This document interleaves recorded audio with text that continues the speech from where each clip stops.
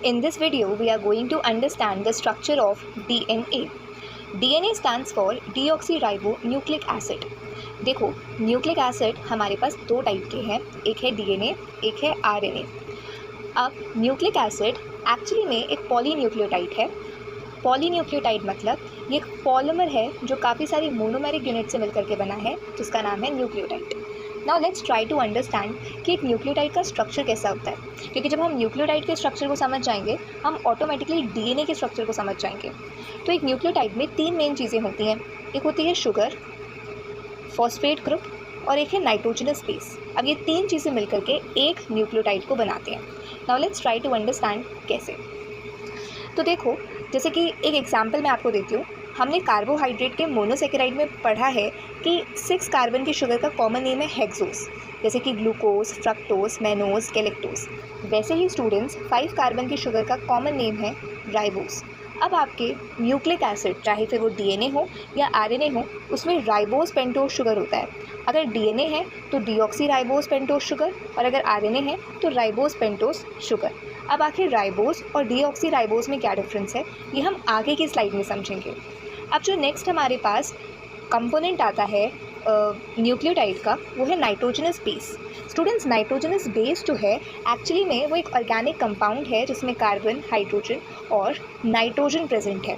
अब nitrogenous bases दो type के हो सकते हैं, पिरिमिडीन एंड प्यूरीन। इनके स्ट्रक्चर्स को भी हम प्रॉपर्ली समझेंगे, लेकिन उससे पहले एक प्लस पॉइंट, ये जो नाइट्रोजनस बेसेस हैं ये एरोमेटिक कंपाउंड्स हैं।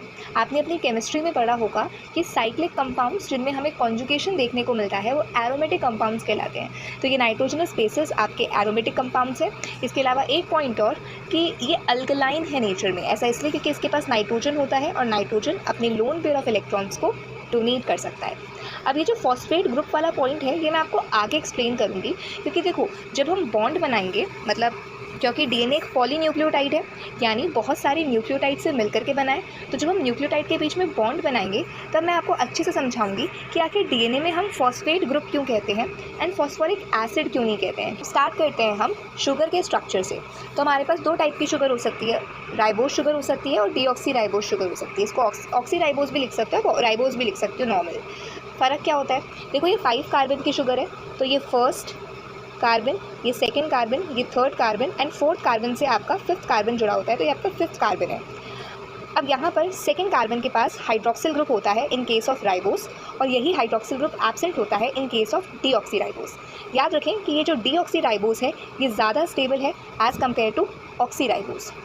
अब यहाँ पर नाइट्रोजनस बेस हम समझेंगे। अच्छा, एक चीज़ और, नाइट्रोजनस बेस को समझने से पहले एंड वो चीज़ ये है कि ये जो आपका C1 पोजीशन है ये इंपॉर्टेंट है। क्यों? क्योंकि ये आगे बॉन्ड फॉर्मेशन में काम आएगा। और इसी तरह से ये जो 5th वाला कार्बन है ये भी इंपॉर्टेंट है, और ये जो 3rd वाला कार्बन है ये भी इंपॉर्टेंट है। ये क्यों इंपॉर्टेंट है हम इसे समझेंगे। अब देखो, हमारे पास दो टाइप की रिंग्स हैं नाइट्रोजनस बेसिस में, एक है हमारे पास प्यूरीन एंड दूसरी है हमारे पास पिरिमिडीन। अब ये IUPAC नॉमेनक्लेचर में आप इसका नेमिंग देखते हो, हालांकि अभी के लिए आप इसके लर्न कर सकते हो, मेमोराइज कर सकते हो कि ये आपके पास यहाँ से ये ना उल्टी एंटी क्लॉकवाइज डायरेक्शन में चलेगी। ये N1 member, N2 member, N3, ये मतलब 4th member, 5th member, 6th member, right. और ये आपके पिरिमिडीन की रिंग है। अब आपको, जैसे मैंने आपको C1 पोजीशन लर्न कराई है, वैसे यहाँ पर आपको पिरिमिडीन के केस में 1st पोजीशन लर्न करनी है एंड प्यूरीन के केस में 9th पोजीशन लर्न करनी है। ये बॉन्ड फॉर्मेशन में आपको हेल्प करेगी। तो अब आपको शुगर का स्ट्रक्चर पता है, अब आपको नाइट्रोजनस बेस का स्ट्रक्चर पता है। अब देखो, ये आपका जो स्ट्रक्चर है ये फॉस्फोरिक एसिड का है। अब ना जब हम बोलते हैं कि डीएनए में क्या प्रेजेंट है, तो हम ये नहीं बोलते कि डीएनए में फॉस्फोरिक एसिड प्रेजेंट है, हम बोलते हैं फॉस्फेट ग्रुप प्रेजेंट है। ऐसा क्यों बोलते हैं, ये जब हम इसका स्ट्रक्चर पढ़ेंगे ना, मतलब जब हम न्यूक्लियोटाइड को फॉर्म करेंगे तब मैं आपको एक्सप्लेन करूँगी। मैंने आपको अभी जो पढ़ाया वो बेसिक स्ट्रक्चर्स थे आपके प्यूरीन और पिरिमिडीन के। अब अगर उसी बेसिक स्ट्रक्चर के 6th पोजीशन पर मैं अमीनो ग्रुप लगा दूं तो ये आपका एडिनाइन बन जाता है, जैसे कि ये हो गया, ये आपकी 6th पोजीशन है स्टूडेंट्स, ये आपकी 6th पोजीशन है। आप इसको जो बेसिक स्ट्रक्चर वाली रिंग है उससे कंपेयर कर लीजिएगा। इसी तरह से अगर 6th पोजीशन पे कीटोन ग्रुप लगा दूं और 2nd पोजीशन पे अमीनो, तो आपका ग्वानिन बन जाएगा। एंड इसी तरह से आपके पास पिरिमिडीन के केस में साइटोसिन, थाइमिन और यूरेसिल है, जिनके तीनों के स्ट्रक्चर्स यहाँ पर गिवन है, आप इसे चेक कर सकते हैं। अब आज की क्लास का मेन टॉपिक कि हम न्यूक्लियोटाइड बनाते कैसे हैं। हमने शुगर का स्ट्रक्चर पढ़ लिया और इसी तरह से हमने नाइट्रोजनस बेस का स्ट्रक्चर पढ़ लिया। नाइट्रोजनस बेस में अगर मैं पिरिमिडीन रिंग में purine ring, my bad, again I am repeating, this is purine ring. उसकी 6th पोजीशन पे अगर मैं अमीन ग्रुप लगा दूं तो वो एडेनाइन बन जाता है।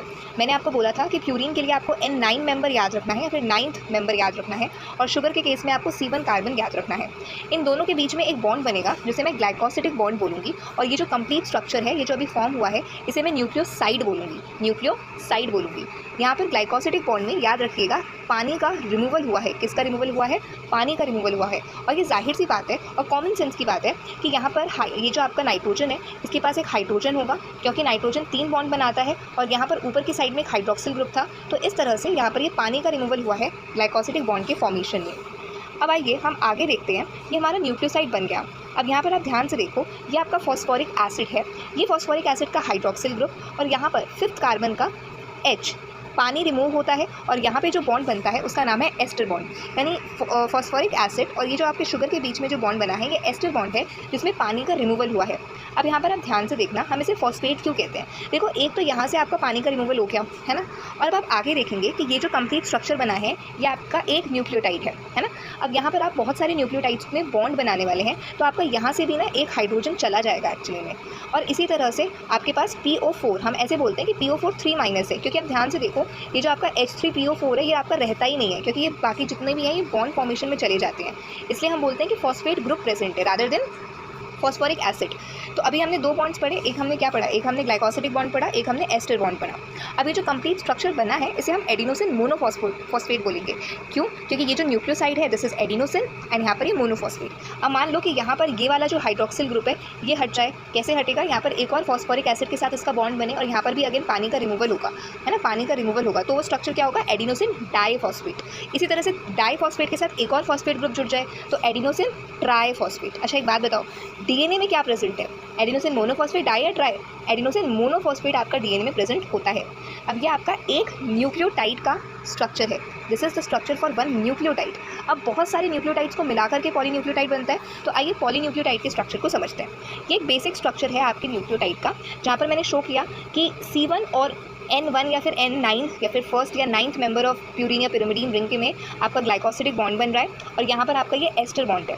अब यहाँ पर ध्यान से देखो कि ये जो फॉस्फेट ग्रुप है इसके पास जो इसके पास जो हाइड्रोजन होता है वो, और ये जो 3rd कार्बन है इसका हाइड्रोक्सिल, ये आपस में रिएक्ट करते हैं और फॉस्फोडाइएस्टर बॉन्ड बनाएंगे, है ना।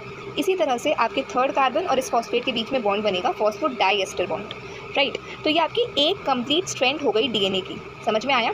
दोबारा देख लो एक बार, ये आपका ग्लाइकोसिडिक बॉन्ड है, ये आपका एस्टर बॉन्ड है, ये आपका डाइएस्टर बॉन्ड है, ठीक है। और इस तरह से 2 न्यूक्लियोटाइड आपस में जुड़े हैं।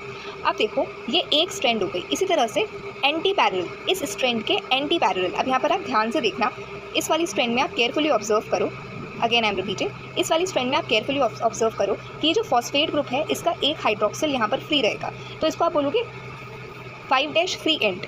और इसी तरह से यहाँ पर आपके पास कार्बन का हाइड्रोक्सिल ग्रुप फ्री रहेगा, मतलब बॉन्डेड नहीं होगा, इसे आप कहोगे 3' फ्री एंड।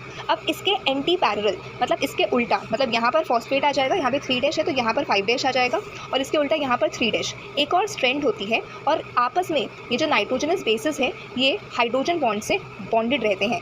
कैसे? एडिनाइन थाइमीन के साथ डबल बॉन्ड से, ग्वानिन साइटोसिन के साथ ट्रिपल बॉन्ड से। याद रखें ये हमने डीएनए के बारे में बात की है, आरएनए के केस में ये थाइमीन रिप्लेस हो जाता है यूरेसिल से। तो ये आपकी डीएनए की कंप्लीट बात हुई, यानी कि डीएनए में 2 स्ट्रैंड्स होती हैं जो कि आपस में एंटी पैरेलल हैं और हाइड्रोजन बॉन्डिंग के थ्रू बॉन्डेड हैं आपके नाइट्रोजनस बेसिस। और ये जो बेस पेयर है इनमें एडिनाइन डबल बॉन्ड हाइड्रोजन से जुड़े हुए हैं और ग्वानिन और साइटोसिन ट्रिपल बॉन्ड से। दोनों ही स्ट्रैंड्स एंटी पैरेलल होती हैं, और जो बॉन्ड्स हैं उनके बारे में हमने बात कर ली। अब एट लास्ट हमारे पास ये डबल हेलिक्स स्ट्रक्चर और ये लेडर वाला स्ट्रक्चर आता है, जिसमें आप इजीली देख सकते हो कि ये आपकी शुगर फॉस्फेट की बैकबोन है। यहाँ पर ये हाइड्रोजन बॉन्डिंग शो कर रखी है, और ये जो दोनों स्ट्रैंड्स हैं ये आपस में ट्विस्टेड हैं, कॉइल हैं, giving a structure of double helix. I hope आपको डीएनए का स्ट्रक्चर बहुत अच्छे से समझ आया होगा। अब नेक्स्ट वीडियो में हम डीएनए रेप्लिकेशन के बारे में बात करेंगे। Thanks for watching this video. Please like, share, subscribe and comment.